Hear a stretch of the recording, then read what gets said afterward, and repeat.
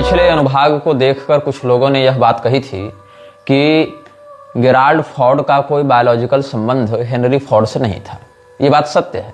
और पिछले अनुभाग में जहाँ तक मुझे स्मरण है, हमने एक बार भी ऐसा नहीं कहा है कि ये दोनों किसी प्रकार के बायोलॉजिकल रिश्ते में लगते थे। हमने बस फ्रीमेसन्स के साथ जुड़े हुए उच्चाधिकारियों के कनेक्शंस पर और इस्कॉन पर उनके इन्फ्लुएंस पर बात की है। कुछ लोगों ने यह कहा कि यदि गेराल्ड फॉर्ड के राष्ट्रपति बनने के ही वर्ष में अल्फ्रेड फॉर्ड, जो कि उस समय काफी कम उम्र का था, अल्फ्रेड फॉर्ड लगभग 1950 में जन्मा था और 1974 में वो प्रभुपाद से मिला है, तो लगभग 24 साल की उम्र में मिला है। तो उस समय 24 साल की उम्र में स्पष्ट बात है कि उसकी सामाजिक समझ या व्यापारिक समझ उस निपुणता के साथ नहीं दिख रही होगी। तो कहीं ऐसा तो नहीं कि प्रभुपाद पहले बहुत अच्छा था, बहुत अच्छे उद्देश्य से चल रहा था, बाद में फॉर्ड फाउंडेशन ने उसको हाईजैक किया। जैसा कि बहुत से लोग प्रभुपाद की वकालत में ये कहते हैं कि प्रभुपाद पहले बहुत अच्छे व्यक्ति थे, भगवान के भक्त थे, बड़े विद्वान थे, बड़े संयमी व्यक्ति थे, लेकिन इस्कॉन को हाईजैक करके लोगों ने उनको जहर दे दिया या उनके साथ गद्दारी कर दी या उनके ही सिद्धांतों के विरुद्ध चले गए। मतलब प्रभुपाद कहना कुछ और चाहते थे, इस्कॉन किसी और मार्ग में चला गया। ऐसा कुछ लोग प्रभुपाद की वकालत में कहते हैं। या फिर कुछ लोग यह कहते हैं कि प्रभुपाद के साथ उन्हीं के विदेशी शिष्यों ने गद्दारी करते हुए उनको जहर देकर मरवा दिया। ये सब अलग अलग हियरसेज हैं, अलग अलग बातें समाज में सुनने को मिलती हैं, लेकिन हम ऐसा नहीं मानते। क्योंकि अल्फ्रेड फॉर्ड ने जब 1974 में प्रभुपाद को ज्वाइन किया था, उससे पहले से प्रभुपाद का फ्रीमेसन्स से संबंध बना हुआ था। जून 1972 में मेक्सिको के मेसोनिक लॉज में प्रभुपाद ने व्याख्यान दिया था और इससे संबंधित चित्रादि हम पहले सार्वजनिक कर चुके हैं। तो 1972 के जून में ही प्रभुपाद ने मेसोनिक लॉज में व्याख्यान दिया था। कहाँ वाले? मेक्सिको वाले संस्थान में। और 1974 में अल्फ्रेड फॉर्ड ने इसको ज्वाइन किया था। तो ऐसा नहीं है कि फॉर्ड परिवार जब सक्रियता से प्रभुपाद के साथ लगा तभी से ज्यूस का इन्फ्लुएंस बढ़ा उसके जीवन में। पहले से भी इसकी संगति वैसे ही लोगों से थी। 1966 के आसपास लगभग इस्कॉन को इसने बनाया था और उसके लगभग 6-5 साल के अंदर ही फ्रीमेसन्स के साथ इसके संबंध सार्वजनिक होने लगे। तो उससे पहले से तो संबंध होगा, तब तो सार्वजनिक होने में समय लगा। अब यहाँ पर हमारे पास बहुत से ऐसे लोगों ने संदेश भेजे हैं जो इस्कॉन के लिए अभी कार्य कर रहे हैं या इस्कॉन के लिए कार्य कर रहे थे। मैं उनका नाम सुरक्षात्मक कारणों से नहीं लूंगा। इसमें से एक व्यक्ति हैं पुणे से, वो लिखते हैं हरेश श्रीनिवास आचार्य। मैं उनके बातों को हिंदी में अनुदित करके आपको बताऊंगा। ऐसे इन्होंने अंग्रेजी में लिखा है कि I am a 24-year-old Madhav ब्राह्मण of the Kanva Shukla Yajurveda currently residing in Pune. Please do not mention my name publicly for my safety. तो ठीक है, हम इनका नाम नहीं बताएंगे सार्वजनिक रूप से। तो ये कह रहे हैं कि ये माधव संप्रदाय के ब्राह्मण हैं और काण्व शुक्ल यजुर्वेदी शाखा से इनका संबंध है। वर्तमान में ये 24 वर्ष के हैं। जब ये कॉलेज में थे, इस्कॉन के लोग युवाओं के लिए कोर्स बनाते थे और कॉलेज इत्यादि में सेमिनार करते थे जहां पर इस्कॉन से जुड़े। तो प्रारंभ में इनको लगा कि ये लोग एक जेन्युइन वैष्णव संप्रदाय हैं जो कृष्ण भक्ति का प्रचार कर रहे हैं, लेकिन वास्तविकता काफी दूर थी। ये लोग सबसे नीचे के स्तर पर व्यक्ति की मानसिकता लेकर उसकी कुल परंपरा, उसके गोत्र परंपरा इत्यादि को नष्ट कर रहे हैं। These people are the lowest of all, destroying one's कुल and गोत्र traditions, suppressing कुल देवा पूजा and imposing their own fabricated rules। अपने मनमौजी नियमों को थोप रहे हैं और जो वंश कुलागत परंपरा सनातन धर्म के अनुसार प्राप्त है लोगों को, उससे दूर कर रहे हैं। अर्जुन की भी यही चिंता थी। उत्साद्यमते जाति धर्मा कुल धर्माश्च शाश्वता। और दुर्भाग्य का विषय है कि जो व्यक्ति गीता को यथारूप एज इट इज प्रस्तुत करने का दावा करता है, उसी व्यक्ति ने स्वयं भी, उसके पूर्वजों ने भी और उसके अनुयायियों ने भी कुल धर्म जाति धर्म को नष्ट करने में ही पूरा का पूरा संसाधन और सामर्थ्य लगा रखा है। अब यथारूप गीता के पहले, मतलब मुख्य गीता भाग से पहले जो उपोद्घात प्रकरण प्रस्तावना इत्यादि होती है, वहां पर इस्कॉन वालों ने अपनी गुरु परंपरा दे रखी है। भगवान कृष्ण से प्रारंभ करते हैं। भगवान कृष्ण ब्रह्मा वैसे करते हुए ये लोग मध्वाचार्य जी के माध्यम से फिर यहाँ घुसते हैं और उधर भक्ति विनोद ठाकुर, भक्ति सिद्धांत सरस्वती गोस्वामी, फिर प्रभुपाद, ये सब पर लेकर आते हैं। अब समस्या क्या, बीच में चैतन्य महाप्रभु इत्यादि को भी इसने घुसाया है। अब समस्या क्या है कि मध्व संप्रदाय वाले स्वयं अपनी परंपरा भगवान कृष्ण से नहीं मानते हैं। मध्व संप्रदाय वाले स्वयं अपनी परंपरा भगवान विष्णु से मानते हैं। यद्यपि मैं आपको स्पष्ट कर दूं, तात्विक दृष्टि से जो भगवान कृष्ण हैं वही भगवान विष्णु हैं, वही भगवान राम हैं हमारे लिए। लेकिन जो अतिवादिता से ग्रस्त ये लोग हैं, ये एक और स्वयं को भगवान कृष्ण के बोनेफाइड लाइनेज में बताते हैं, दूसरी ओर बीच में मध्वाचार्य जी को भी घुसाते हैं। किंतु मध्वाचार्य जी की स्वयं की जो माध्व परंपरा वो वर्णित करते हैं या उनके अनुयायी वर्णित करते हैं, अपने जो जिसको ब्रह्म संप्रदाय की परंपरा भी कहते हैं, वहां से भगवान नारायण से ब्रह्मा, ब्रह्मा के बाद ये अपने गुरुजनों का नाम लेते हैं। तो वहां भगवान कृष्ण को ये प्रधान संप्रदाय प्रवर्तकाचार्य के रूप में नहीं देखते हैं, वो भगवान विष्णु से ही लेते हैं वो लोग।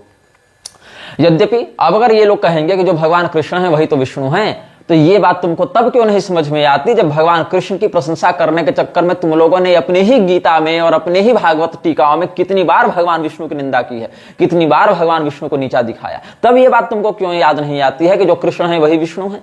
तब तो ये बात आनी चाहिए ना याद। तो भगवान कृष्ण से अपनी परंपरा दिखाते हैं, बीच में मध्वाचार्य जी को लेते हैं। लेकिन मध्वाचार्य जी तो वर्णाश्रम के प्रबल समर्थक थे। मध्वाचार्य जी तो श्रुति सिद्धांत का विरोध नहीं करना चाहते थे, उस प्रकार से उन्होंने श्रुति विरुद्ध कोई बात कहने का दुस्साहस नहीं किया है। यद्यपि उन्होंने द्वैत मत का जो प्रवर्तन किया उसका प्रत्यक्ष बाध कई अद्वैत बोधनी श्रुतियों से हो जाता है, स्पष्ट महावाक्यों से भी हो जाता है, किंतु उन्होंने वेद को अप्रमाण नहीं कहा, उन्होंने वेद को परिवर्तनशील नहीं कहा, उन्होंने वर्णाश्रम का विरोध नहीं किया। ज्ञान कांड में ही सब संप्रदाय में अंतर है, कर्मकांड उपासना कांड में कोई वैमनस्य या कोई भेदभाव नहीं है। इन लोगों ने उसको तक विकृत कर दिया, बीच में घुसा दिया चैतन्य महाप्रभु का नाम, और फिर सीधे अपने आप को उन्हीं के समकक्ष दिखाने के लिए क्या कह दिया भक्ति सिद्धांत सरस्वती गोस्वामी उर्फ विमल प्रसाद दत्त के समय में कि चैतन्य महाप्रभु के बाद डायरेक्ट उस परंपरा में हम ही एकमात्र दंडी सन्यासी हुए हैं। वो भी कैसे? ब्राह्मणेतर होकर भी दंड सन्यास ले लिया, वो भी अपने गुरु के फोटो के सामने खुद ही डंडा पकड़ लिया, कहा हम दंडी सन्यासी हो गए। और जब गौड़ीय संप्रदाय वालों ने मान्यता नहीं दी तो गौड़ीय मठ नाम से अलग एनजीओ रजिस्टर्ड करा लिया और कहा we are the disciples of bona fide guru parampara lineage, ये इसने घोषणा कर रखी थी। अस्तु, अब हम इन संदेशक की बात पर लौटते हैं। इनके किसी मित्र ने म्लेच्छराज श्रृंखला के विषय में इनको बताया था। A friend of mine recently forwarded your Mlechharaj series in which you described how Mlechharaj destroys kuladharma and kuladeva puja. ISKCON is doing an excellent job of dismantling Sanatan Dharma in multiple ways. ISKCON Sanatan Dharma को नष्ट करने का काम बहुत बढ़िया से कर रहा है। And the worst part is that they falsely claim their parampara is linked to Madhvacharya. Shri Ananda Tirtha Bhagavatpada never engaged in such practices as ISKCON does. Ananda Tirtha Bhagavatpada, जिनको प्रचलित भाषा में मध्वाचार्य जी के नाम से जाना जाता है, उन्होंने कभी ऐसी किसी गतिविधि में स्वयं को संलिप्त नहीं किया, न ऐसा उपदेश दिया जैसा इस्कॉन कर रहा है। यहां पर क्या कर रहा है इस्कॉन? जनेऊ तक उतरवा रहा है लोगों को, जनेऊ उतरवा एक और रहा है, और क्या कहता है? They even attempted to remove my yajnopavita janeu and propagated the idea that we are all Shudras, a topic I believe you have addressed in your lectures. और दूसरी ओर अंग्रेजों को जनेऊ पहना रहा है, ब्राह्मणों से जनेऊ उतरवा रहा है, अंग्रेजों को जनेऊ पहना रहा है। मतलब समझ रहे हो तुम्हारी कुल धर्म जाति धर्म व्यवस्था को कैसे नष्ट कर रहा है ISKCON. However, the issue of Kuldeva Puja is particularly alarming. I have personally witnessed the destruction of many ISKCON members' lives due to their ignorance of Kulachar. Yes, Radha Krishna puja can be performed but so must kulachar. बिल्कुल सही बात। At one point even I was briefly influenced by ISKCON ideology but by the grace of Shri Vanashankari I never ceased her puja और that of Shri Venkateshwara. Hindus must recognise this harsh truth about ISKCON regarding the depiction of Shripad Madhvacharya prana mudra. It is not traditional. बात आपको अगर स्मरण होगी जब हम म्लेच्छराज के अनुयायियों के नियमावलियां बता रहे थे कि इनको देर रात को सोना होता है और सुबह जल्दी उठना होता है, 3 से 4 घंटे ही ये सोते हैं। तो नरेंद्र मोदी जैसे लोग हों या प्रभुपाद जैसे लोग हों, ये भी 4 घंटे से अधिक नींद नहीं लेते हैं। ये भी एक अनिवार्य नियम है म्लेच्छराज के प्रधान अनुयायियों के लिए। तो गीता जो यथारूप इन्होंने छापी है उसमें भगवान कृष्ण का जो ये चित्र है वो इस प्रकार से है। हालांकि यहाँ पर ऐसे कर दिया थोड़ा सा डिफरेंस दिखाने के लिए, लेकिन ऐसे ही उन्होंने किया है। और मैंने जो आपको शैतान की मूर्ति का दिखाया था सैटेनिक चर्च के माध्यम से, जहां पर वृक्षराज की प्रतिमाएं वो लोग बेफोमेट या अलग अलग नामों से प्रसारित कर रहे हैं, वहां पर भी इसी मुद्रा को उन्होंने दिखाया था। तो इन लोगों ने फिर कुतर्क किया कि द्वैतवादी है ना, इसीलिए दो दिखाते हैं, ये दो का सिग्नल है, प्राण मुद्रा है। नहीं, बात सुनो क्या है, ये जो लूसीफर का चिन्ह ये लोग बना रहे हैं उसको प्राण मुद्रा के साथ जोड़कर दिखा रहे हैं, मिलावट कर रहे हैं, जैसे कोई पानी मिलाकर दूध बेच दे वैसा कर रहे हैं। तो माध्वाचार्य जी के जो चित्र में ये लोग दिखाते हैं कि वो तो मध्वाचार्य जी के भी चित्र और मूर्तियों में है, वो ट्रेडिशनल नहीं है। मध्वाचार्य जी का अभय मुद्रा, ज्ञान मुद्रा इत्यादि का ही प्रयोग किया जाता रहा है। Regarding the depiction of Shripad Madhvacharya's prana mudra, it is not traditional. The older vigrahas and depictions of the acharya show him with abhaya mudra, jnana mudra. I am providing a link to a video where a Madhva scholar discusses this matter, although it is in Kannada, it is highly Sanskritised and should be understandable. फिर इन्होंने कुछ हमको प्रमाण स्वरूप video इत्यादि भेजे हैं। Although this is not the exact video I was searching for, there exists another one where the scholar explicitly stated that Madhvacharya should be depicted with Jnana Mudra and holding the Brahma Sutra. This information is accurate to the best of my knowledge. Please feel free to contact if further assistance is needed. ठीक है। और बंगाल से भी कई लोगों ने मुझसे संपर्क किया जिन्होंने कहा कि यहाँ के जो पारंपरिक गौड़ीय वैष्णवाचार्य हैं वो इस्कॉन को अपने प्रतिनिधि के रूप में या प्रभुपाद को विशुद्ध चैतन्य महाप्रभु के अनुयायी के रूप में मान्यता नहीं देते हैं। और एक कोई, इनका भी नाम नहीं बताऊंगा, ये वेस्ट बंगाल सिलीगुड़ी से इन्होंने मुझे मेल किया था। Shriman Narayan Maharaj ji, I am from Siliguri, West Bengal. I am in touch, or say I am in a group of ISKCON from the past 3-4 years because of lockdown. They were prominently preaching in my area. जब lockdown लगा था तो ISKCON के प्रचारक इधर उधर जा रहे थे अपने कॉर्पोरेट का प्रचार करने के लिए, तो ये भी जुड़ा हुआ था उन लोगों से 3-4 साल से। पहले इसको लगा कि वो लोग सही हैं, द युग dharma is harinam jaap, but when I started reading their books and attending their classes, I started doubting them because in classes and books they prominently praised Jesus Christ while in the next chapter only degrading Lord Shiva. क्या कहते हैं ये जो संदेशक हैं हमारे, वो कहते हैं कि हमने जब इस्कॉन को ज्वाइन किया था तो मुझे लगा ये तो अच्छी बात है, भगवान के नाम का संकीर्तन सिखा रहे हैं, लेकिन जब हम उनके क्लासेस ज्वाइन करने लगे और जब हम उनकी पुस्तकें पढ़ने लगे तो हम क्या देखते हैं कि वो भगवान नाम सिखाने के स्थान पर उसकी आड़ में जीसस क्राइस्ट की खूब प्रशंसा कर रहे हैं और अगले ही अध्याय में भगवान शिव को खूब भला बुरा कह रहे हैं।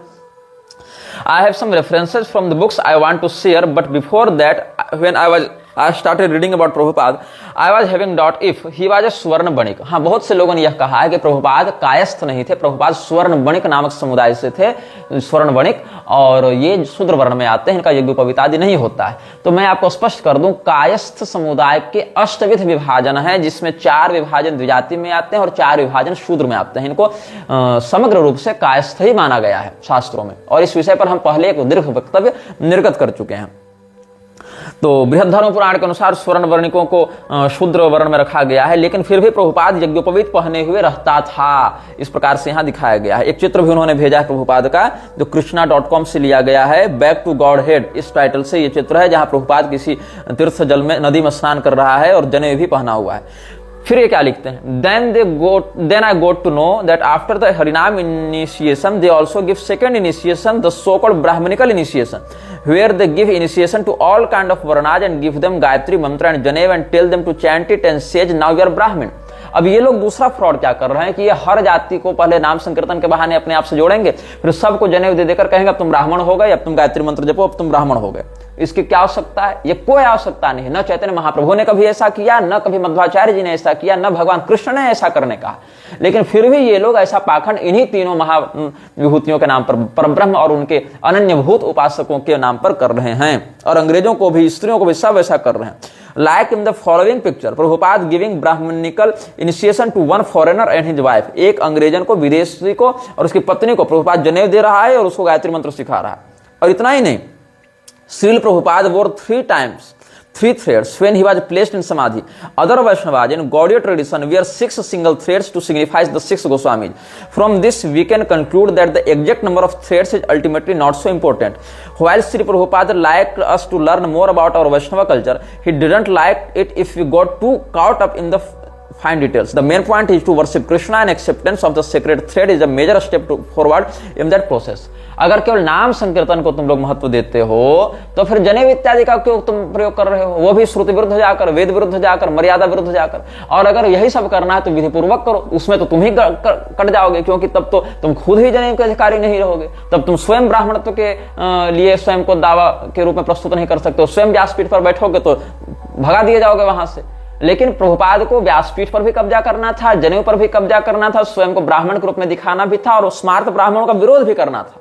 मतलब इसको ब्राह्मण के रूप में स्वयं को प्रतिष्ठित करना है, लेकिन जो परंपरागत विशुद्ध असली ब्राह्मण है उनको गाली भी देना है, ताकि अपने नकली ब्राह्मण को असली रूप में बेचा जा सके। ये इसका एक फॉल्सहुड था। अब as given on their website here, they say that the number of threads isn't important. The Brahma Granthi they don't know, then how they are giving the initiation Narayana knows. जब इनको पता ही नहीं कि जनेऊ में धागा कितना हो रहा है, जनेऊ में ग्रंथि कैसे लगनी है, तो कौन सी दीक्षा देते हैं जनेऊ पहना कर और किस प्रकार से ब्राह्मण सिद्ध करते हैं, भगवान ही जाने। अब एलन गिन्सबर्ग का एक हम यहाँ पर आपको उदाहरण देना चाहेंगे। एलन गिन्सबर्ग कौन है, इसके विषय में आप विकिपीडिया में पढ़ सकते हैं। एलन जो गिन्सबर्ग है, इसका जन्म हुआ था जून 3, 1926 में। इसका नाम था Irwin Allen Ginsberg. New York New Jersey US में इसका जन्म हुआ था और ये 70 साल की उम्र में मरा। 5 अप्रैल 1997 को न्यूयॉर्क में ही मरा।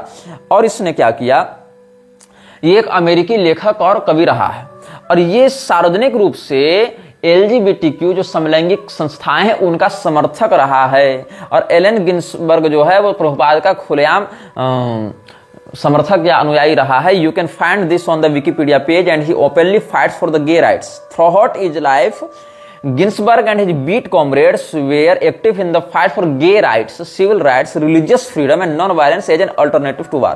अच्छा, ये स्वयं भी गे ही था, समलैंगिक ही था। क्या होता है, भक्ति वेदांत स्वामी का विषय यहाँ पर वर्णन किया जा रहा है। On January 17, 1967 Ginsburg helped plan and organize a reception for Bhaktivedanta Swami at San Francisco International Airport, where 50 to 100 hippies greeted the Swami, chanting Hare Krishna in the airport lounge with flowers in hands.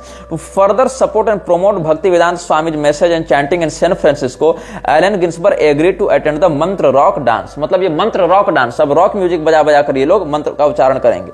और after learning that A.C. Bhaktivedanta Swami Prabhupada, the founder of Hare Krishna movement in Western world, has rented a storefront in New York, he befriended him, visiting him often and suggesting publishers for his books, and a fruitful relationship began.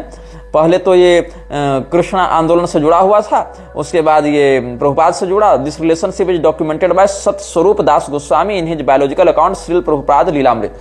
Srila Prabhupada Lilamrita जिसकी रचना की है सतस्वरूप दास गोस्वामी, उसने इस बात का वर्णन किया है।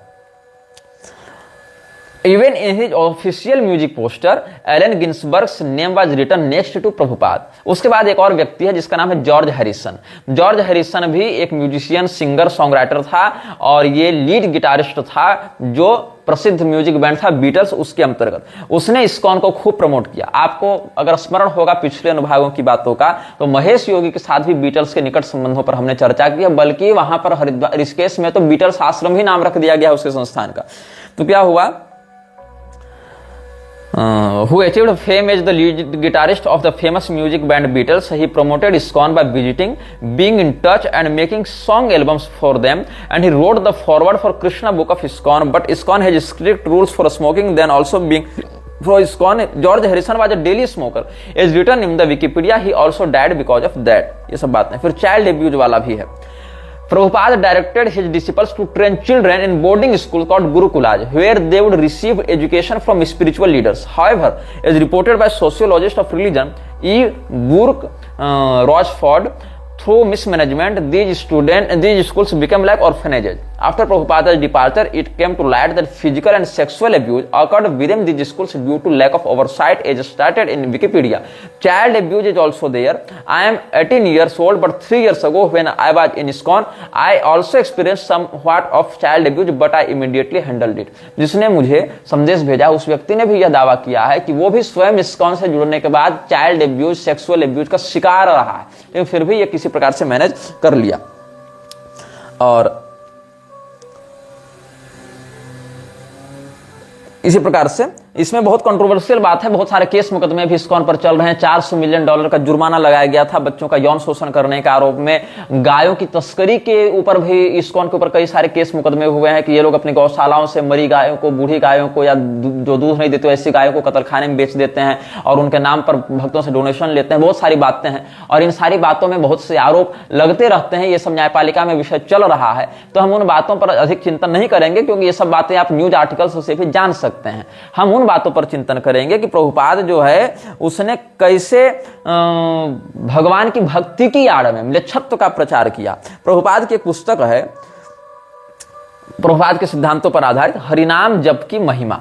तो हरिनाम जप की महिमा ये बुक आपको मिल जाएगी जो ISKCON के संस्थान होंगे वहां से। उसमें पृष्ठ 5 में आप पढ़ेंगे तो क्या लिखा हुआ है, प्रत्येक मंत्र की ध्वनि में एक विशेष शक्ति होती है, परंतु आपने कहा कि वर्तमान युग में हरे कृष्ण महामंत्र ही सर्वाधिक सरल तथा भगवत साक्षात्कार हेतु सुनिश्चित मार्ग है। ठीक है, मतलब हरिनाम जप की महिमा इस बुक में प्रभुपाद ने 5वें पृष्ठ में जो उसके उपदेशों से संकलित किया गया है और जिसको ISKCON ही छापती है, वहां पर यह कहा गया है ऑन बिहाफ ऑफ प्रभुपाद की कलयुग में, ऐसे तो हर मंत्र का एक अलग से नादात्मक तरंग स्वरूप होता है, नाद रूप होता है, लेकिन कलयुग में भगवत प्राप्ति के लिए और भगवत साक्षात्कार के लिए हरिनाम जप ही सबसे अधिक, हरे कृष्ण मंत्र का जप ही सबसे अधिक प्रशस्त, सरल और प्रभावी उपाय है। ठीक है, लेकिन पृष्ठ 33 में आप जाएंगे तो क्या होगा, 33 और 34 आप देखेंगे तो क्या कहता है, मैं यह दिखाना चाहता था कि हेलेलुया और हरे कृष्ण लगभग एक ही हैं। मतलब नमः शिवाय और हरे कृष्ण अलग हैं, नमः चंडिकाय और हरे कृष्ण अलग हैं, श्री राम जय जय राम और हरे कृष्ण अलग हैं, क्योंकि नमः शिवाय जपोगे तो मोक्ष नहीं होगा इनके अनुसार, नमः चंडिकाय कहोगे तो दुर्गा जी मोक्ष नहीं देंगी इनके अनुसार, श्री राम जय जय राम कहोगे तब भी मोक्ष नहीं होगा इनके अनुसार, लेकिन हेलेलुया करोगे तो हो जाएगा क्योंकि हेलेलुया और हरे कृष्ण एक हैं, ऐसा इसके अनुसार। अच्छा आगे क्या है, मैं यह दिखाना चाहता था कि हेलेलुया और हरे कृष्ण लगभग एक ही हैं। लगभग शब्द का प्रयोग किया है लेकिन यह लगभग भी छलावा वाला लगभग है क्योंकि आगे कन्फर्म किया है। मैंने पहले अपने गीत में हेलेलुया शब्द को दोहराया और फिर अचानक उसके स्थान पर हरे कृष्ण गाने लगा। क्योंकि लोग हेलेलुया सुनने के आदी थे और हरे कृष्ण के नहीं, इस तरकीब से उन्हें पता नहीं चला कि वे कब हरे कृष्ण गाने लगे। मैं काफी समय से हरे कृष्ण का जप कर रहा था और इस गीत का उद्देश्य था कि पॉप संगीत के माध्यम से लोगों को हरे कृष्ण का कीर्तन करने का अवसर मिले। मुझे कभी नहीं लगा कि ऐसा करके मैंने कोई गलत काम किया है। आगे देखिए अगले ही पृष्ठ में मुकुंद और जॉर्ज ये सब की जब बात हो रही है तो कहता क्या है, हमें आपका गीत बहुत अच्छा लग रहा था परंतु अचानक वो हरे कृष्ण कहां से आ गया। मतलब ईसाई लोग जब सुन रहे थे हेलेलुया वाला तो कहा आज तक किसी ईसाई ने भी नकारात्मक प्रतिक्रिया नहीं भेजी। कहता क्या था कि हमें आपका गीत बहुत अच्छा लग रहा था परंतु अचानक हरे कृष्ण कहां से आ गया हेलेलुया में। तो क्या कहता है, हो सकता है कि हेलेलुया कोई मंत्र रहा होगा परंतु काल के प्रभाव में शायद यह बदल गया। इसका वास्तविक अर्थ क्या है वह मुझे नहीं मालूम। क्राइस्ट का मूल ग्रीक शब्द क्रिस्टोस है और मानो न मानो वह कृष्ण ही है, दोनों में कोई अंतर नहीं है। ये देखो इसकी थेथराई। आगे देखो ईसाइयों की चापलूसी के बाद इस्लाम की चापलूसी। क्राइस्ट अथवा कृष्ण दोनों एक नाम है, जो बेनेडिक्टाइन फॉलोअर्स के साथ वार्तालाप हुई थी प्रभुपाद की, उसके विषय में आगे हम और आपको बताएंगे। तो क्या कहता है, वास्तव में कृष्ण को हो या क्राइस्ट इससे कोई अंतर नहीं पड़ता, दोनों एक ही हैं। सबसे प्रमुख बात तो यह है कि शास्त्रों में कलयुग के लिए भगवान के नामों के कीर्तन का उपदेश दिया गया और हमें इसका पालन करना चाहिए। मतलब क्राइस्ट कहना भी कृष्ण ही कहना है, लेकिन कृष्ण भगवान के सहस्त्र नाम में जहां शिव इत्यादि शब्द स्पष्ट आए हैं वहां ये शिव इत्यादि नहीं जपवाएगा, यहाँ क्राइस्ट जपवाएगा, जिसको भगवान कृष्ण ने स्वयं कभी नहीं कहा कि क्राइस्ट नाम से मुझे पुकारना। लेकिन ये जो है वो क्राइस्ट कहवाएगा और ये कहेगा कि तुम मानो न मानो एक ही बात है। आगे देखो इस्लाम धर्म के अनुयायी भी अल्लाह के नामों को अत्यंत पवित्र मानते हैं और उन पर ध्यान करते हैं। कुरान के अनुसार अल्लाह के 99 नाम हैं जिन्हें सुंदर नाम कहा जाता है। उन नामों को ताजमहल एवं अन्य मस्जिदों की दीवारों पर खुदाई करके लिखा गया है। इन नामों का इस्लामिक जपमाला पर जप किया जाता है और इस माला में 33 मनकों के 3 समुच्चय होते हैं। अल्लाह पर मन केंद्रित करने के लिए उपासक इन नामों का जप करते हैं। कुरान के प्रत्येक अध्याय के आरंभ में करुणामय और दयालु भगवान अर्थों वाले अल रहमान अल रहीम जैसे युगल शब्दों से आह्वान किया गया है और ये अकारण करुणा वरुणालय भगवान कृष्ण के साथ इनको जोड़ रहा है। ये है इस्कॉन का प्रपंच। मतलब ये आपको बाहर बाहर से लगेगा कि तुम भगवान कृष्ण के भक्त बन रहे हो, लेकिन तुम भगवान कृष्ण के भक्त बन ही नहीं रहे हो।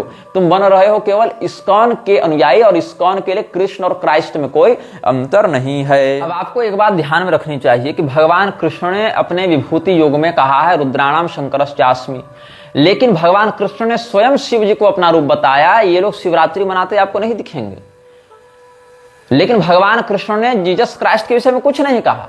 लेकिन ये लोग क्या कहेंगे कि Christ is Krishna and Krishna is Christ. भगवान कृष्ण शिव जी को अपना रूप बता रहे हैं, लेकिन वहां पर इनको नहीं माननी है वो बात। भगवान कृष्ण ने जब रुद्राणाम शंकरश्चास्मि में कहा तो वहां ये बात नहीं माननी है, लेकिन भगवान कृष्ण को क्राइस्ट के साथ जबरदस्ती इनको जोड़ देना है और क्रिसमस मनाना है, लेकिन शिवरात्रि नहीं मनानी है, नवरात्र नहीं मनाना है। जबकि भगवती दुर्गा और भगवान कृष्ण में तत्वतः कोई भेद नहीं है, यह भी शास्त्र कई बार वर्णित कर चुके हैं। लेकिन इसको नवरात्र नहीं मनाना है, शिवरात्रि नहीं मनानी है, इसको मनाना है क्रिसमस। और यह कहना है कि क्रिसमस जो है वो पवित्र पर्व है, पवित्र त्योहार है। और यही कारण है कि आप हरे कृष्ण टीवी या अमोघ लीला प्रभु इत्यादि के कई वीडियो देख लें, वहां पर शिवरात्रि या नवरात्र के व्रतों को निभाते अपनाते हुए इस्कॉनीय आपको नहीं दिखेंगे। क्रिसमस मनाते हुए और लॉर्ड जीसस क्राइस्ट की प्रेजिंग्स करते हुए आपको सैकड़ों वीडियो मिल जाएंगे। अनन्यता का ढोंग है, अनन्यता का ढोंग करते हुए कहते हैं हम केवल कृष्ण भगवान को मानेंगे और किसी को नहीं मानेंगे। तो जीसस क्राइस्ट को क्यों मानते हो? तो कहते हैं जो जीसस है वही तो कृष्ण है, क्राइस्ट और कृष्ण एक ही बात है। लेकिन भगवान शिव के साथ जो हरिहर भगवान की अनन्यता है, भगवान कृष्ण की अभिन्नता का वर्णन किया गया है, उसको ये लोग नहीं मानेंगे, क्योंकि इनको हिंदू धर्म का प्रचार नहीं करना है, इनको सिद्धांत का प्रचार नहीं करना है, इनको अपना एक अलग ही सिंडिकेट और गिरोह लेकर चलना है। तो प्रभुपाद ने वृंदावन में 15 मार्च 1974 को एक बात कही थी जिसके विषय में बहुत कम लोग जानते हैं। क्या हुआ, एक है ना अर्च्य विष्णुशिला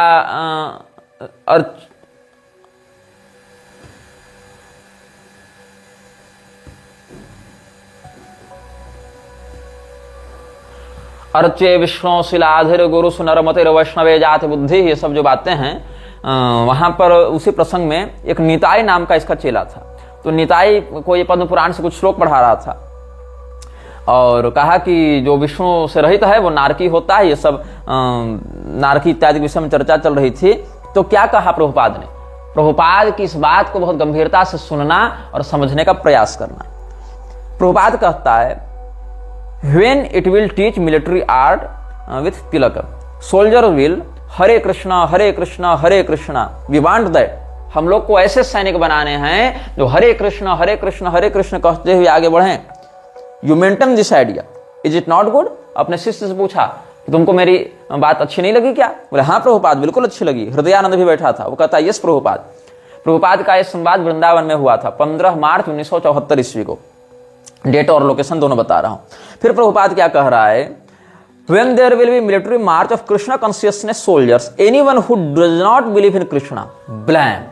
मतलब हरे कृष्ण कहते हुए जब हम लोग सैन्य अभियान करेंगे और कृष्ण चेतना से युक्त सैनिक हमारे चलेंगे, तो जो भी व्यक्ति कृष्ण पर विश्वास नहीं करता उसको काट दिया जाएगा, उसका माथा काट दिया जाएगा। अब कृष्ण पर विश्वास करने का अर्थ ये नहीं कि आप कृष्ण पर विश्वास शंकराचार्य जी के मत से करें, कृष्ण पर विश्वास आप रामानुजाचार्य के मत से करें। कृष्ण पर विश्वास करने का अर्थ इस्कॉन जिस प्रकार से कृष्ण की बात कर रहा है वैसे कृष्ण को मानो जो जीसस क्राइस्ट से अभिन्न हुए चल रहे हैं। ऐसे कृष्ण को मानना है तुमको। अगर तुम कहोगे हाँ हम कृष्ण भगवान को बिल्कुल मानते हैं, लेकिन हम राम जी को ही मानते हैं, हम शिव जी को ही मानते हैं, तो बोलेगा नहीं, तब तुम असली वाले नहीं मान रहे हो, यथारूप वाले नहीं मान रहे हो। यथारूप वाले ओरिजिनल बोनाफाइड गुरु परंपरा वाले हम हैं, इसलिए हम जैसे कह रहे हैं वैसे मानो, नहीं तो माथा काट दिया जाएगा। ये षड्यंत्र है इस्कॉन का कि अपने जो कल्ट है, अपने कल्ट के अतिरिक्त अगर कोई व्यक्ति कृष्ण को भी पूज रहा है लेकिन क्राइस्ट से जोड़कर नहीं पूज रहा है तो उसको मार दिया जाए, क्योंकि बार बार ईसा मसीह को कृष्ण से अभिन्न दिखा कर गया। प्रभुपाद ने कहा है कि अगर कोई कृष्ण को मानता है तो क्राइस्ट को भी मानना पड़ेगा। ये जोड़कर दिखा रहे हैं ये लोग। आगे इसके सारे प्रमाण इस अनुभाग और आगे के अनुभाग हम देते जाएंगे। मेरी कही बात के एक एक लाइन को याद रखिएगा, एक एक पंक्ति को याद रखिएगा। और कहो कि ये तो धर्म युद्ध होगा, तो नहीं, राम जी के सारे भक्त मार दिए जाएंगे, दुर्गा जी के सारे उपासक मार दिए जाएंगे, गणपति भगवान, सूर्य देव, विष्णु भगवान के भी उपासक मार दिए जाएंगे, क्योंकि ये लोग कृष्ण भगवान को सुप्रीम डायटी मानते हैं और विष्णु भगवान को उनके नीचे मानते हैं। ये लोग अभेद नहीं देख पाते कृष्ण और विष्णु में, और भगवान कृष्ण की सर्वोच्चता भी इस्कॉन की माइंडसेट, इस्कॉन वाले चश्मे से मानते हैं, न कि ये शास्त्रीय रूप में मानते हैं। तो यहां पर क्या कहता है, when there will be a military march of Krishna consciousness soldiers, anyone who does not believe in Krishna, blame. Yes, the same process as the Mohammedans did with sword and Quran, we will have to do that.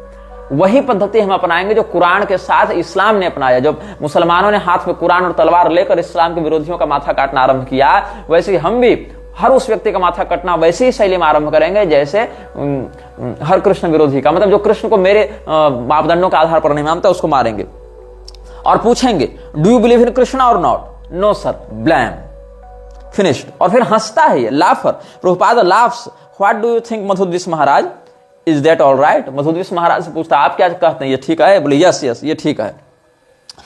और फिर कहते हैं हम लोग communist के खिलाफ लड़ेंगे। कैसे? What this communist can do, we can do better than them, we can kill many communists like that, then it will be counter action of communist movement, and you think like that, why are you sitting idly, no employment, come on the field, take this plot, take this bull, go on working, why are you sitting idly?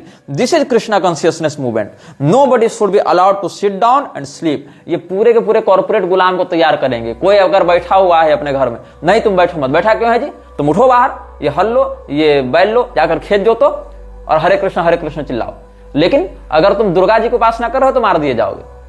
अगर तुम कहोगे हाँ हम कृष्ण भगवान को मानेंगे लेकिन अपने घर में हम बैठकर हरि भजन करेंगे, तो नहीं, तुम सारा काम करो, तुम हमारे लिए खेती करो, हमारे लिए नौकरी करो और हमारे दिए मंत्र को जपो और हमारे अनुसार उपासना करो। देख रहे हो कैसे ये कॉर्पोरेट का गुलाम बनाना चाहता था प्रभुपाद। मतलब अगर तुम दुर्गा जी की आराधना करते हो तो मार दिए जाओगे, तुमको केवल कृष्ण भगवान की आराधना करनी है। अगर तुम कृष्ण भगवान की आराधना सर्वदेव समभाव से करते हो तो मार दिए जाओगे। तुमको कृष्ण भगवान की आराधना उस रूप में करनी है जिस रूप में इस्कॉन प्रस्तुत कर रहा है, क्राइस्ट से अभिन्न रूप में, और उस रूप में भी तुम घर में बैठकर आराधना नहीं कर सकते हो। तुमको इस्कॉन के अभियानों के लिए गुलामी करनी पड़ेगी, काम करना पड़ेगा।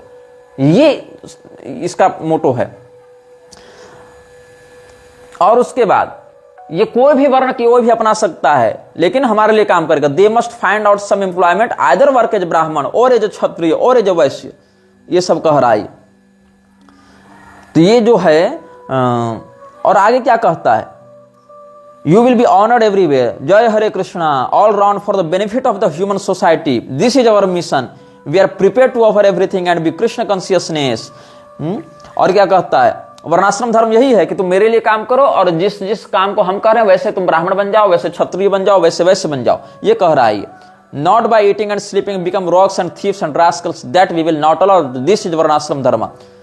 और आगे क्या कहता है, you will be honoured everywhere any part of the world and automatically these bogus avatara incarnations, God and yogis and swamis will all be doomed. You see, this rascal society, अवतार भगवान, incarnations, yogis, these rascals will be doomed. ये हाल है। लेकिन Krishna consciousness में कृष्ण भगवान के अतिरिक्त वालों को मार दिया जाएगा, लेकिन जीसस क्राइस्ट को अगर तुम कृष्ण के साथ जोड़ रहे हो तब नहीं मारा जाएगा। ये इस्कॉन की मोनोपोली है। इस्कॉन हिंदू नहीं है, इस्कॉन एक अलग कल्ट है जिसने केवल कृष्ण भगवान, केवल चैतन्य महाप्रभु, केवल मध्वाचार्य का नाम उठाया है ताकि उसको एक दिखाया जा सके हम तो हिंदू हैं भैया, हम तो तुम्हारे अनुसार चल रहे हैं। लेकिन आगे हम इसके ढोंग को बहुत अच्छे से बताएंगे। अब तुम लोगों को लग रहा होगा कि ये तो घर घर घूम घूम के हरे राम हरे कृष्ण ये सब का प्रचार कर रहे हैं, लेकिन सुनो, इनका जो हरे राम मंत्र है उसमें राम का अर्थ भगवान श्री रामचंद्र जी को नहीं मानते। वहां पर ये राम तत्व को स्वीकार नहीं करेंगे। ये लोग क्या कहेंगे कि यहां पर कृष्ण का अर्थ तो कृष्ण है, हमारे कृष्ण है, लेकिन राम का अर्थ भी कृष्ण है। मतलब रमंती योगिनो यस्मिन् स रामः, और वो राम कौन है, हमारे कृष्ण है।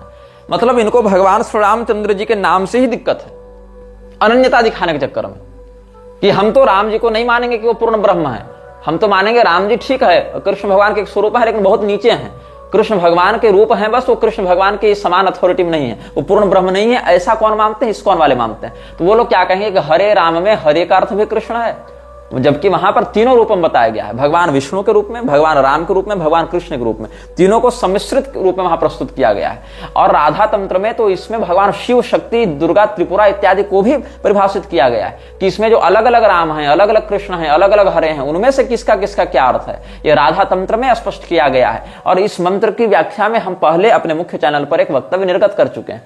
तो ये जो लोग कह रहे हैं इस्कॉन वाले कि हरे का भी अर्थ कृष्ण है क्योंकि समस्त दुखों का हरण करते हैं, राम का अर्थ भी कृष्ण है क्योंकि सबों में रमण करते हैं, और कृष्ण का अर्थ तो कृष्ण है।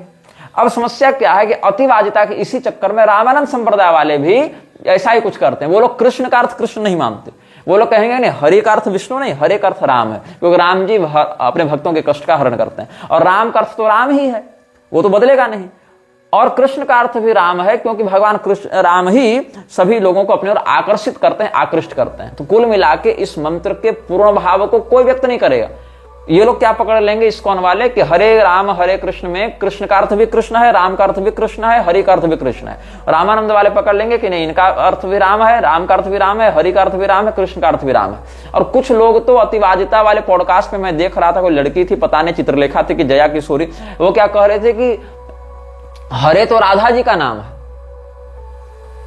और राम का अर्थ है रमण करने वाले, तो हरे राम मतलब जो राधिका रमण है वो कृष्ण है। ये एक अलग नई बात निकाल कर ये लोग ले आए हैं। तो ये लोग स्वीकार नहीं कर पाते कि वहां राम जी भी हो सकते हैं। अब क्या हुआ, गोस्वामी तुलसीदास जी से भी ये लोग बहुत घृणा करते हैं इस्कॉन वाले। गोस्वामी तुलसीदास जी को ये लोग क्या कहते हैं कि वो असली वैष्णव नहीं थे, प्योर वैष्णव नहीं थे। गोस्वामी तुलसीदास जी भगवान शिव की भी स्तुति में लिखे हैं ना, गणपति जी की स्तुति में भी लिखे हैं। तो ये लोग कहते हैं नहीं वो असली वैष्णव नहीं है, वो मायावादी टच में आ गए थे ना, इसलिए बोनाफाइड ट्रू वैष्णव नहीं है। और यही कारण है कि ये लोग कभी भी रामचरितमानस का प्रचार नहीं करते हैं।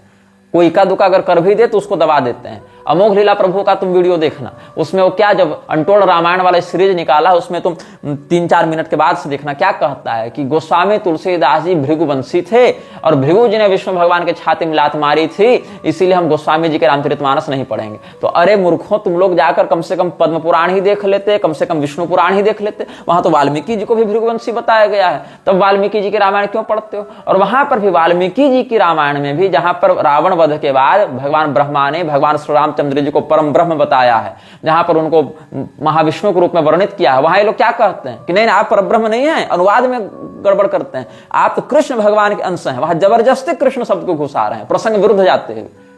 तो ये सब संक्रमण करते हुए धर्म ग्रंथों को अपने आगोश में ले रहे हैं। तो ये सब वैष्णव नहीं है विशुद्ध रूप से। गोस्वामी तुलसीदास के बारे में क्या कहा था प्रभुपाद ने? जब अक्षयानंद ने पूछा था कहां पर, वृंदावन में 29 अगस्त 1975 में प्रातः काल चलते हुए प्रभुपाद का ये रिकॉर्ड किया गया था बयान। गोस्वामी तुलसीदास का अपमान किया था। जब पूछता है अक्षयानंद कि श्री प्रभुपाद तुलसीदास टीचिंग बोनाफाइड, क्या तुलसीदास की उपदेश वास्तविक है, ओरिजिनल है, विशुद्ध है? बोला नहीं, he is not pure Vaishnava, he has got Mayavadi touch. मतलब प्रभुपाद के अनुसार तुलसीदास जी विशुद्ध वैष्णव नहीं थे, ये विशुद्ध वैष्णव है। इसके लिए पैगंबर विशुद्ध वैष्णव था। मैं इसकी बात बताऊंगा तो इस्लाम के प्रवर्तक को यह वैष्णव मानता है, लेकिन गोस्वामी तुलसीदास जी को प्रभुपाद विशुद्ध वैष्णव नहीं मानता था। और भगवान महादेव ने इन लोगों के बारे में क्या कहा? भगवान महादेव कौन है? परम वैष्णव है, वैष्णवानाम यथा शंभु। भगवान महादेव से अधिक बोनाफाइड वैष्णव कोई नहीं हो सकता। महिषमर्दनी तंत्र में उन्होंने क्या कहा है? आत्मानं वैष्णवं मत्वा अधमा भारते कलौ कंठे कंठे तथा कर्णे कंठे तथा हस्ते हृदये नगनंदिनी विधृत्य तुलसी माला तिलकम हरि मंदिरम गृहिणीयुर हरिनामानि सुस्वराणि गृहे गृहे अन्नस्य संचयं कुर्युः पाखंडा मानवाधमा तेषां पापं महेशानि वर्णितुं नैव शक्यते स्वधर्म निरतो भूत्वा हरिर्नाम वदेद्यदि तदा पापान्यशेषाणि नाशयत्येव निश्चितं विहाय संध्यां गायत्रीं हरिर्नाम स्मरेद्यदि यान्यक्षराणि नाम्न्येव वसन्ति च सुस्मृते तावत् संख्यान्यनेकानि पापानि च पदे पदे अन्नं जलं तथा पुष्पं यद्दत्तं विष्णवे प्रिये अन्नं विष्ठास्मं तस्य जलं मूत्रस्मं स्मृतं गेहे गेहे महेशानि वैष्णवी वैष्णवा जनाः शंकरा वैष्णवा यत्र स्वदेशः पतितः सदा। हे पार्वती, कली काल में भारतवर्ष में अधम व्यक्तिगण अपने को वैष्णव मानकर कान में, कंठ में, हाथ में और हृदय में तुलसी की माला, तिलक और हरि मंदिर धारण करके घर घर मधुर स्वर से हरिनाम ग्रहण का गान करते हैं। और उद्देश्य क्या होता है? ऐसे पाखंडी मानवाधम हरिनाम गान करके अन्न और का संचय, भिक्षा इत्यादि करते रहते हैं। उन लोगों के पाप का मैं वर्णन भी नहीं कर सकता। स्वधर्म परायण होकर यदि कोई व्यक्ति हरिनाम का उच्चारण करता है तब उसी समय में वह निश्चय ही अपने बहुत प्रकार के पापों का नष्ट कर देता है। संध्या, गायत्री इत्यादि का परित्याग करके अगर कोई हरिनाम का स्मरण करता है तो हे सुचिस्मिते, उस नाम में जितने अक्षर रहते हैं जन्म जन्म में उसको उतना संख्यक बहुपाप भोगना पड़ता है। अन्न, जल, पुष्प जो विष्णु को अर्पित होता है, ऐसे मतलब पाखंडी छद्म वैष्णव के द्वारा दिया गया अन्न विष्ठा तुल्य है, जल मूत्र तुल्य कहा गया है। घर घर में यहाँ वैष्णव लोग विद्यमान हो गए हैं, लेकिन जिस धर्म देश में संकर वैष्णव वास करता है, मतलब नकली वैष्णव, बनावटी, वो देश सर्वदा पतित है। ऐसा भगवान महादेव जो परम वैष्णव हैं, जो शास्त्र सिद्ध वैष्णव हैं, उन्होंने ऐसे पाखंडियों के विषय में सतर्क किया था। तो जैसे चापलूसी करते हुए एक व्यक्ति ने क्या लिख दिया था कि नधर तुम ललाटे त्रपंते सुपुंड्रम शिखाम निर्भयम हिंदवो धारयंती मुदा राम रामेति संकीर्तयंती प्रजा मोदी राज्य सुराज्य सुपूज्य। किसी चापलूस ने लिखा था, कौन लिखा था तुम लोग पता कर लेना, कि अब हम लोग को ललाट में पुंड्र धारण करने में लज्जा नहीं आती, सभी हिंदू निर्भय होकर शिखा धारण कर रहे हैं, राम नाम का खूब प्रशंसा, खूब निर्भयता पूर्वक कीर्तन कर रहे हैं, और मोदी जी के राज में पूरी प्रजा आनंद से है। चापलूसी में कह दिया था। बाकी नरेंद्र मोदी और राहुल गांधी और कांग्रेस और भाजपा और ये सब लोकतंत्र के सिंडिकेट के ऊपर भी बहुत विस्तृत श्रृंखला इसी लक्ष्यराज सीरीज के अंतर्गत आप सबों को हम बताएंगे।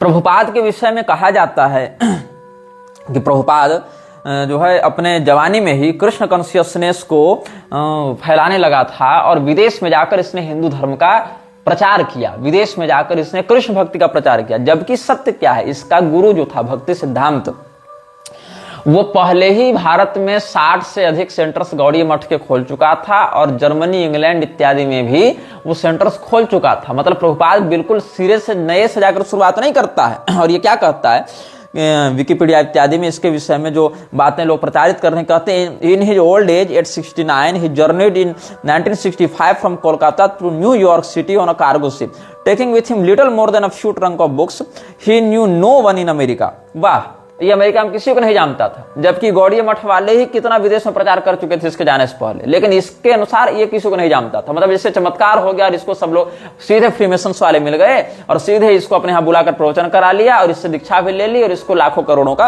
अनुदान भी दे दिया। ये इससे दावा किया है।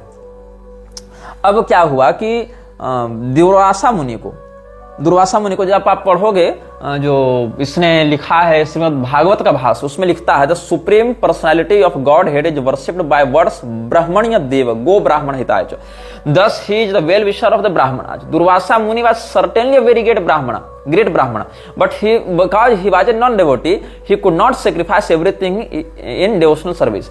दुर्वासा मुनि की निंदा करते हुए प्रभुपाद ने लिखा है कि दुर्वासा मुनि चूंकि अच्छे ब्राह्मण थे इसीलिए भगवान उनका आदर करते थे, लेकिन वो एक भक्त नहीं थे। दुर्वासा मुनि को भगवान कृष्ण का भक्त नहीं मानता है प्रभुपाद, खुद को मानता है, दुर्वासा मुनि को नहीं मानता है।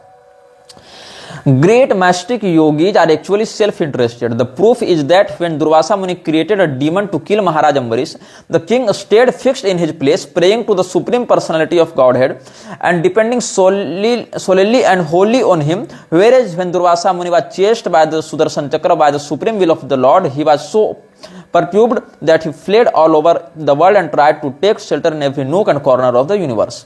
मतलब अम्बरीश वाले प्रकरण को लेकर प्रभुपाद ने कहा है कि दुर्वासा मुनि भक्त नहीं थे, उन्होंने भक्त अम्बरीश पर आक्रमण किया था और इसी के कारण सुदर्शन चक्र ने उनको दौड़ाया और वो भागे फिरे।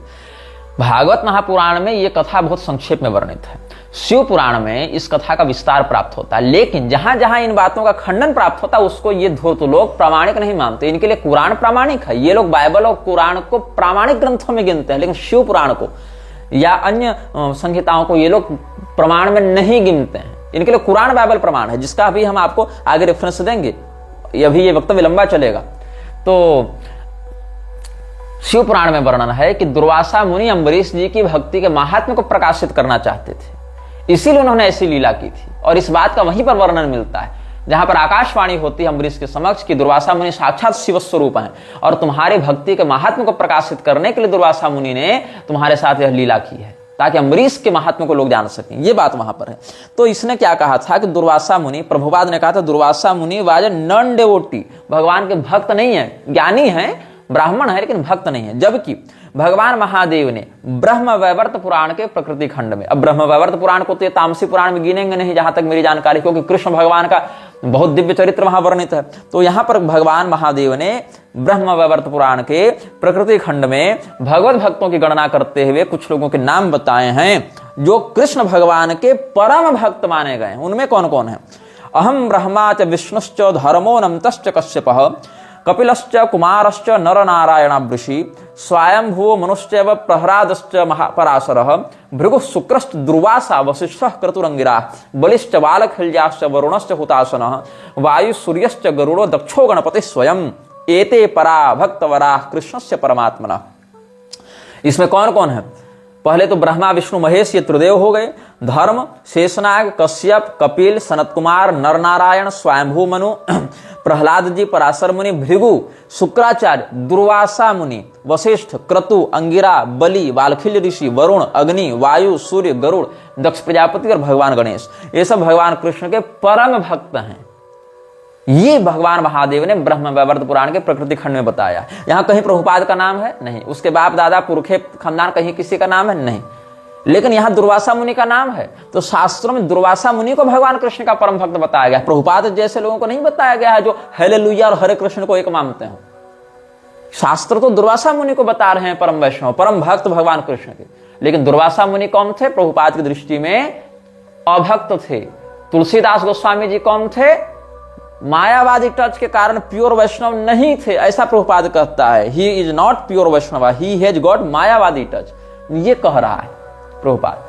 तो प्रभुपाद की बहुत सी बातें हैं जो हम उसी के ग्रंथों से, उसी के प्रवचनों से आपको पढ़कर बताएंगे। और प्रभुपाद के बहुत से लेक्चर्स हमने इन्हीं कानों से सुने हैं, देखे हैं उनके videos.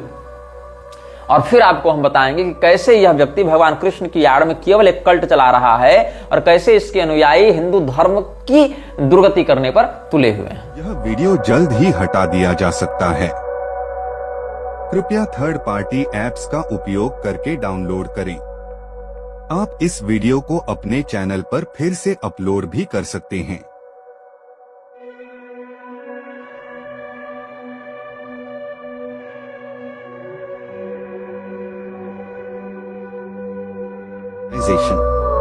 This video may get deleted soon. Please download using third-party apps. You may also re-upload this video on your channels. Thank you.